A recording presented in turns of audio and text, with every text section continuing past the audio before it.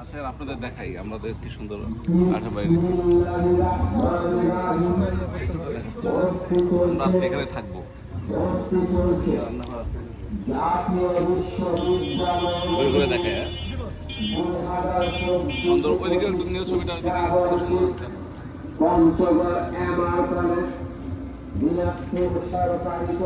এটা কিন্তু দোতলা, হ্যাঁ নিচতলা দিয়ে উপর দিয়েও থাকা যায় উপরে।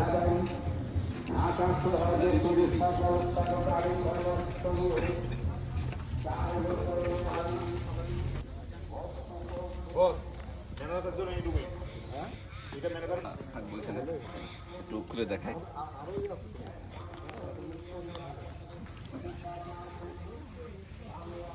এটা হচ্ছে যে এটা তাবু।